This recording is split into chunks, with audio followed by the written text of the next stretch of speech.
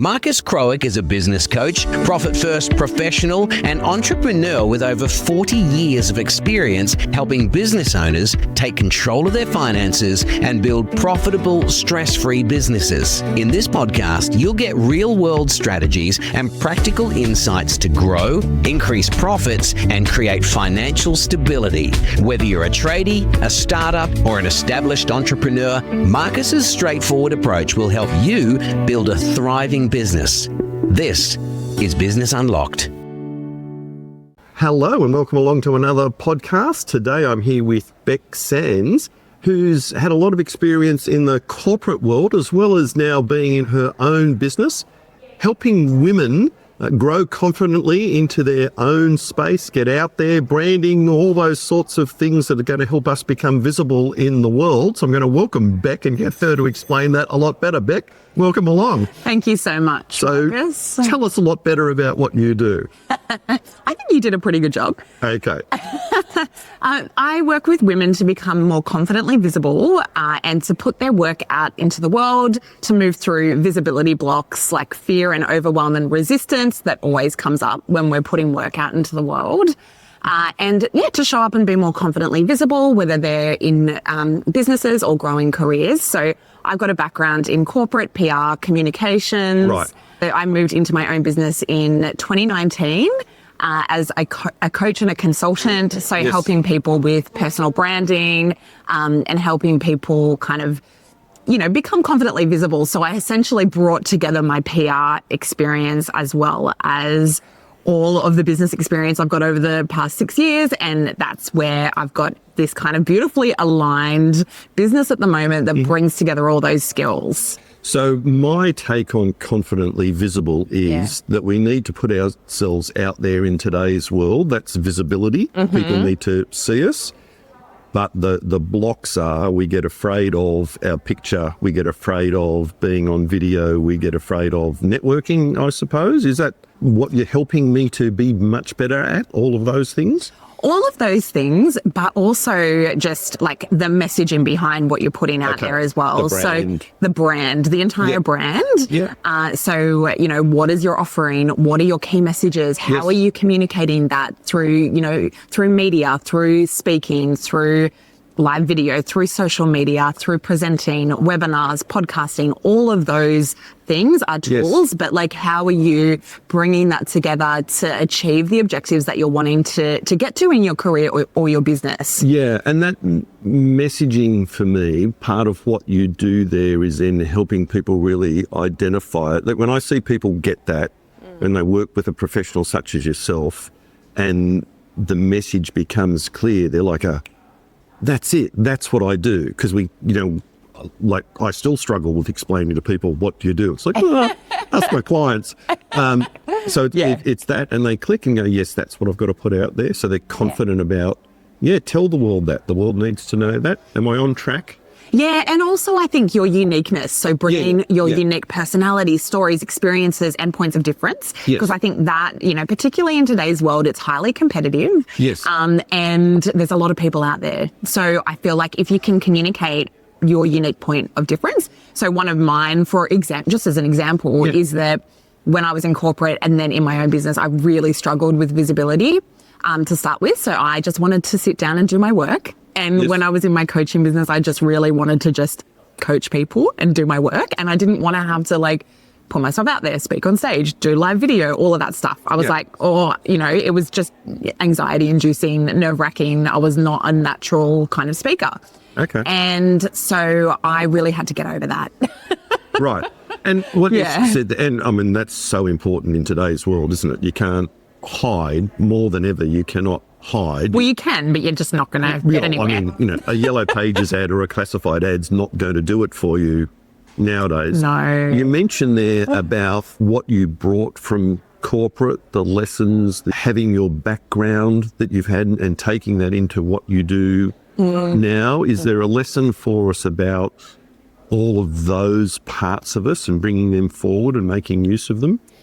Look, I think the lesson is that it doesn't matter what you do, you will always use the experience that you've had. So if you've had a, 20, 30 year corporate career, for example, and you bring, you start in a new business, it's not like you're starting from scratch there. You're going to bring all of that experience into what you do next. And same as vice versa. Like if you were going from business into corporate or whatever you're doing, it doesn't matter, but it's always so useful to have whatever skills that you've got, and it will all come together to make you uniquely you. So my example of that, because at one stage in my life I was a teacher, and actually somebody that I taught with reminded me, she also had a restaurant, a beautiful French restaurant, and we were there and she said, but think about the skills that you got from teaching that you're now using in your coaching. And I'd always sort of put teaching back or down a little bit there. It's like, well, yeah, that's right.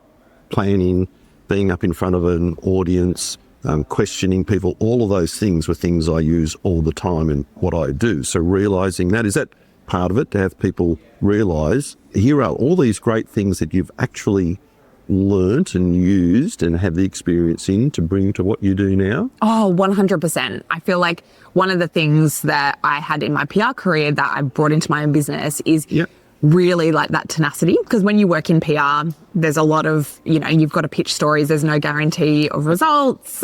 You come up with creative ideas and hopefully they will work, but there's never a guarantee. And so you really have to keep going until you find something that works. And I think that's a skill that you need in business as well. Tell us, just to clarify, the difference between PR and advertising marketing. Cool. What's it really mean? I love this question. So PR is perception. PR is when you think about someone, what is their brand? And the way that we communicate that is through personal brand, but also through things like positioning someone as a thought leader. So quoting them in media articles. For example, but it could be anything. So speaking on stage, but it's really the PR is communicating that message about who you are. And creating a perception about something or someone. That message is so important, isn't it? When you find your message, then you find the people who resonate with that message, and you're not hunting as much. Like in small business, when you do that, you're not hunting as much. They come to you more, is what I find, because it not only am I the person with the message going, yes, that's it, that's my message, here's what I'm here to do, but people out there are going, it's the tribe type mentality. I think they're hearing that message and going, yes, that's exactly what I want. Exactly. So people can understand who you are, what you do, whether or not they want to work with you, whether or not they need your services. So you need to be able to kind of communicate that and know what that is yourself, like really have that clarity. Building that personal brand, it does force you to think about your messaging. It forces you to kind of think about, what am I trying to communicate? How am I providing value to my clients, to my audience?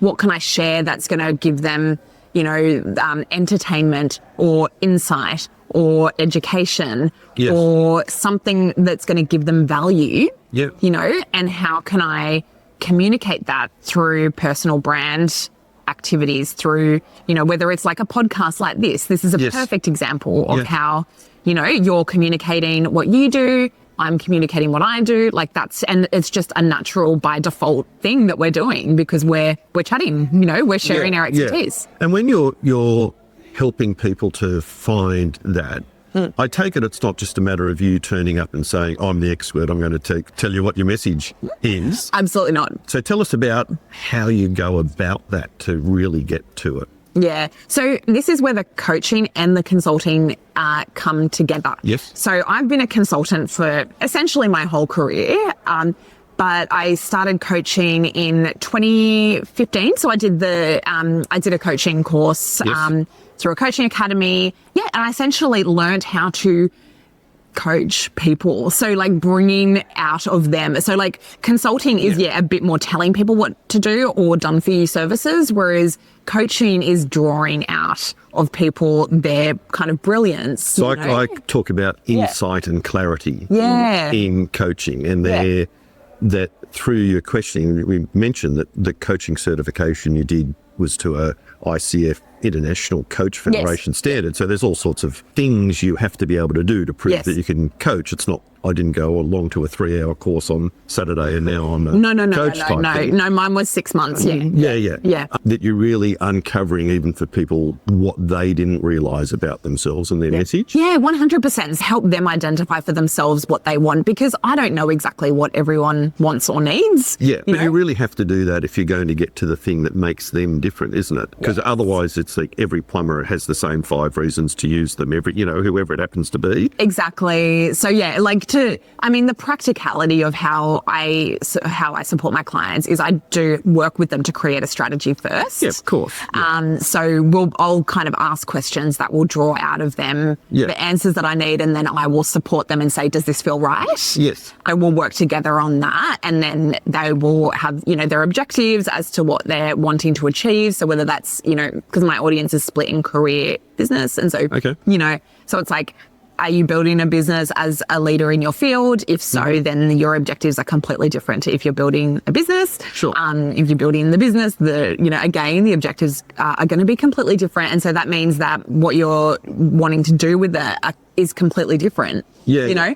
But at the same time, you're still building that personal brand. So it's just looking at how do you want to be perceived?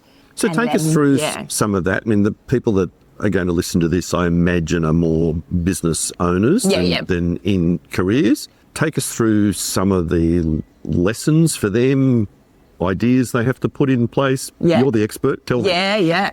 Look, I think having an idea of where you're going and what you're building and who your ideal client is, then that will help to help you to identify what is it that you're wanting to achieve, but also how you're going to get there. So where can you meet people where they're at? Where is your ideal client showing up? How can you then... So by that you mean literally showing up in some circumstances? No, not literally, or literally showing up. Because we met at networking, person. So I'm thinking, so there is that literal showing up that, you're going to meet them there. But there's a big world out there online too now. And so, what are they reading? What newspaper are they reading? What magazines are they reading? What shows are they watching? What podcasts are they listening to? What emails are they subscribed to? Yours, 100%. Yeah, which we've got to mention that you podcast as well. So I do. Yeah, I do have a podcast. Good info.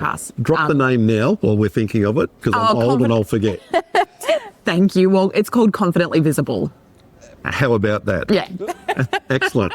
Hit on that to get some more advice. Okay. So where they're showing up. Yeah. Yeah. And then how can you show up there and then share your message? But also it's getting really to the crux of what is your message. And so that's where I kind of work with my clients to create that strategy. And then we can figure out, okay, what do they need to do? What's realistic in their life? Yeah. And then how can they do elements of putting a message together that you need to be aware of?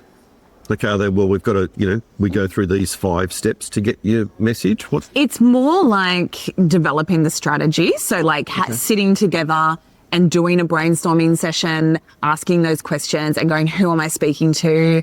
What's my offering? And getting really clear on that. And then, okay, cool. What am I going to say about that? Okay. And so when you're talking about where they want to get to, is that business goals, personal 100%, goals? Tell us about that. Yeah. So, are you building a business as a freelance consultant that you just want to replace your corporate income? Okay. And you want to just work online from wherever, and that's your goal? If so, okay, cool. We'll position you as an expert in whatever your service-based profession is. And then we'll be where are your clients? They're probably going to industry events. Okay, we'll get you there. What are they listening to? What are they reading? They're reading the financial review. Okay, cool. Is there a way we can get you featured in there?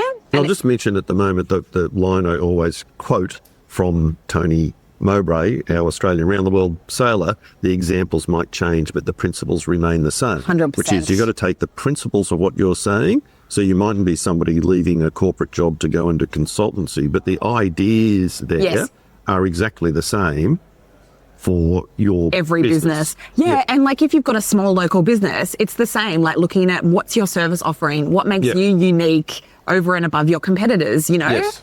There's a local Pilates studio that their key point of difference is diversity, and they attract, so they feature diverse people in their marketing imagery, and they're very welcoming for all sorts of different people. So that's quite appealing for people that, you know, can feel a little bit like, you know, scared to go to a Pilates class sometimes. Like I know I was, you know, I felt like really scared to go to my first kind of like, you know, proper yoga class. I was like, oh God, there's all these yogis there and, you know, so. I know very well because I was of the age when aerobics started and I was actually training for something at that stage and went along to aerobics with a bunch of women and me and my stubbies. So imagine that, folks. Good for you. I love that. I love that. So that's a visual, isn't it? Yeah, sorry. How do you make sure that people understand the message is authentic? So what I'm thinking is, there's lots of people put the messaging out there. Yep, okay. And how do we check in, you know, is it just somebody, it's like the old corporate days, well, we've made the vision, mission and culture, it's in a folder, it's on the, sitting on the shelf. I'm telling you that I'm doing all of these things because I love humanity. Let's take the love diversity, you know, welcoming, but really it is truly just a marketing ploy to get your money. How do we make sure that doesn't happen? Look, I think, you know, look back on that person's experience, look at their testimonials, you know, what they've done in the past. You know, I think most people will offer some kind of way, like a taste of working with them first in some way, shape or form. Yeah. You know, consume, like if they've got free content. Also, like, you know, obviously referrals. So like that's social proof. But it's kind of like if you go, you know, when we moved to Newcastle a couple of years ago and I was like, okay, I'm going to have to find a new everything. And so it was like, okay, how do I figure out who's good? You know, like how do I figure out like the good hairdresser and the good, you know, and so you ask around and get, you know, recommendations or you Google it and then you look at the reviews.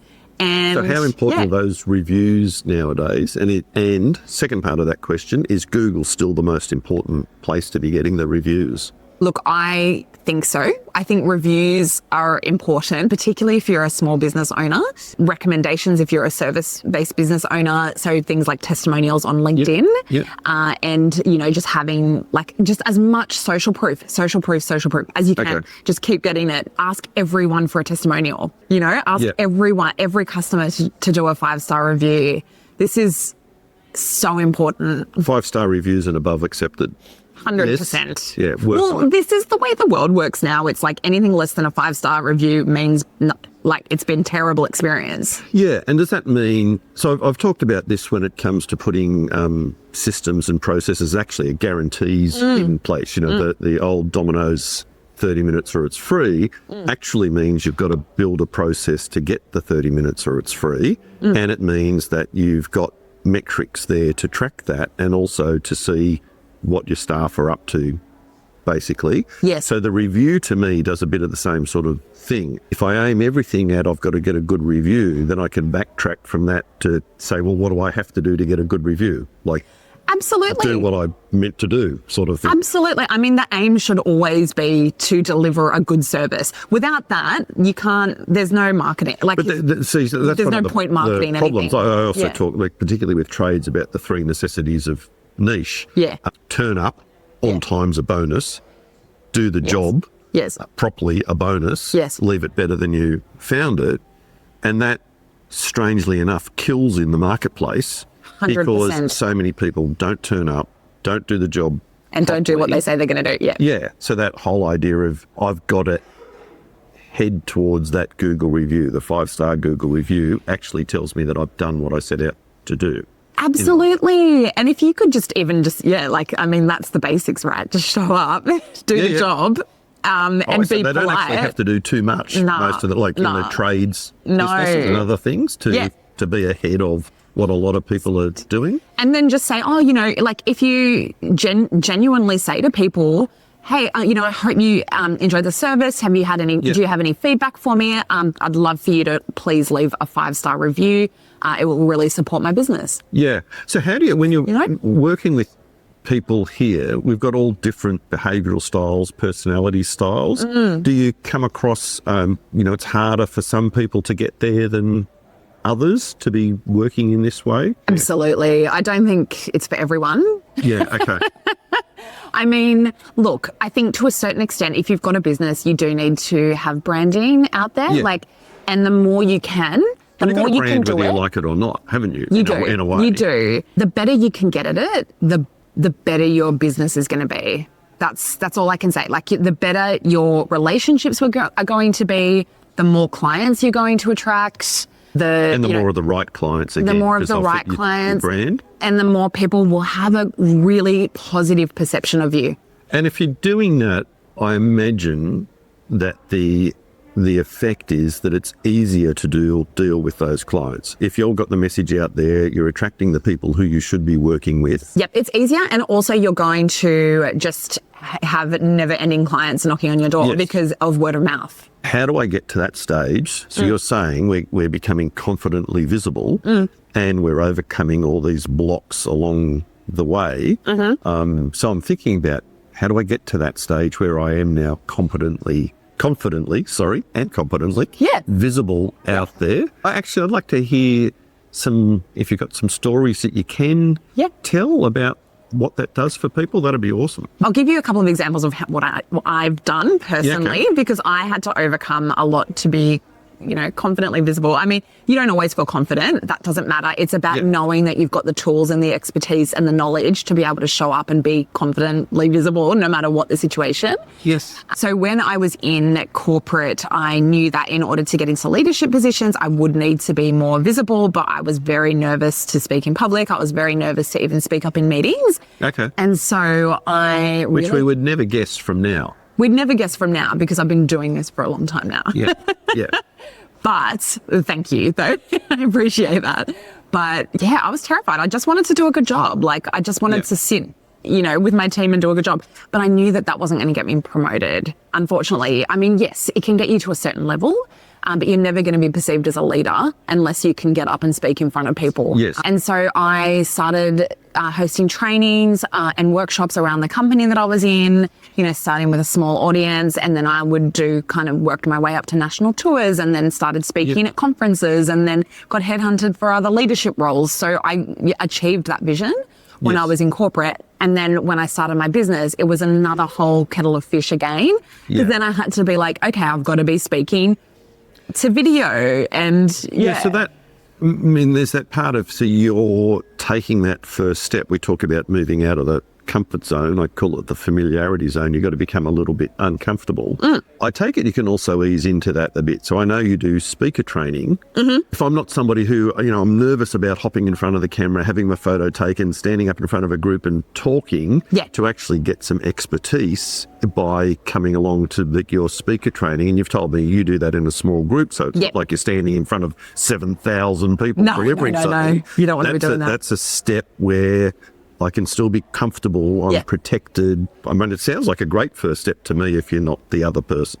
100%. So I think I just shared maybe a small video about this just recently, actually, but just do something a little bit out of your comfort zone, but that still feels safe. Yes. Or in a safe environment. That's what I was trying to say. Yeah, because you want to still cultivate that feeling of safety, because you don't want to put yourself way out of your comfort zone. So you're like, never again, like you want to be edging out of your comfort zone so that you're not like going from here. You're not going from, never having done a presentation to speaking in front of 10,000 people. Yeah, you're not jumping in the deep pool.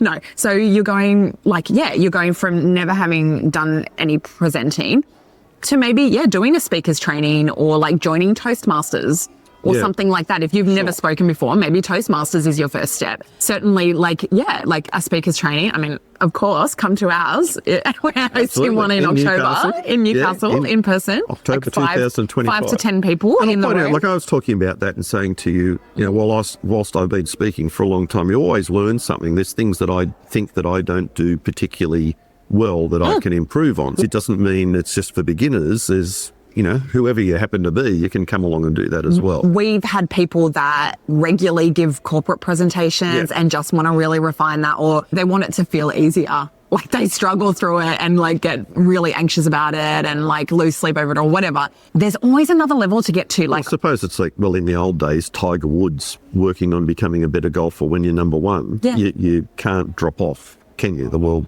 passes by. So beginners, through to people who are seasoned professionals in doing it Yeah. come along. And you do get there. So one of your messages that I'm taking away is you sound as though you were the shy person sitting behind the desk, and now you're out there radiating positivity, I would say, Thanks. to all the people there. And people Yeah. would say to me, oh, you're good at this, you're a natural. And I go, "You're naturally over the past 30 years from being literally shaking, having to get up in front of people, to now where my wife says, don't give him a microphone, just don't do that." Yeah, I feel like every new level, it scares the hell out of me still. Yeah. And that's the same with everyone. It's just the unknown. It's and it's a skill. You're not born as a speaker. Like Yes. no baby comes out of the womb as Yeah.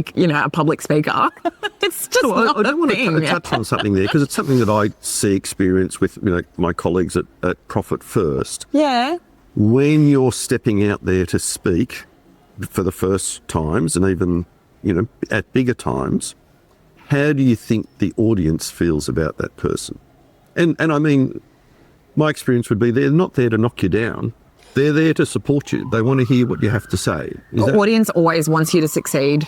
Yeah. Always. Because there's nothing worse than feeling awkward about someone being on stage. You're like, okay, the audience is always cheering you on. Unless it's like a topic that they are completely against, in which case they may not be. But if they're showing up to hear you speak, they want you to share value. They want to get value out of what you're sharing. Yes. And I think if you can flip it and go, what is the audience going to get out of this? It's not about me. I'm just the conduit. Like what's the audience getting out of it? How can Yes. I support them the most? Yeah. If you can just flip that, then. And also, I think one of the biggest things that I love people to take away just out of this conversation is really just to keep having that beginner mindset. You absolutely need to be a beginner at the start of any journey, like when you're learning new things. So you might be the best in your field at what you do, or you might have been in your business for, 20 years doing what you do and you're very highly competent. So you don't want anyone to perceive you as a beginner, and that can really put people off the visibility journey. Yes. But when you are putting yourself out there and doing new things, you will be a beginner. And Yeah. so I think it's accepting that and embracing that and just having an attitude of curiosity around it. Yeah. The other thing I'd bring up there that, again, we talked about before, I was mentioning the idea that a lot of the time I have felt that I've over-delivered on content. And the reality is that you're thinking of yourself and everything that you've learned out of all your experiences that you're bringing to the marketplace, but people aren't expecting you to deliver everything that you've had in your life over the next 10 minutes. But there's just that little bit that you have to share each time you do it. So don't get panicked about all the stuff you're not sharing, just bit by bit, put it out there. Less is more. Otherwise, okay. it's like a fire hydrant. So you glad know? you're here to tell people what I actually am trying to say.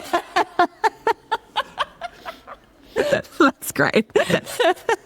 But I get what you're saying, and I think, less is more. You don't have to say everything. Yeah, I think I think often it's like just showing up and just kind of, just get the feeling for what people need to know Yeah. as well. Yeah. Okay. That's awesome. People can get in contact with you through your website, becsands.com. That's it. See if you can help. Well, I'm sure you can help them if they want to go down that track, have a private consultation with you. Yeah. Come along to speaker training. You might see me there in October. I would love that. We would love to have you. So All right. Thank you. thank you so much. I loved our chat. Thanks for having Thank me you, on. Bec. Lovely to have you along. And I'll look forward to getting you back and explaining to people again what I'm trying to say. So thank you. See you later.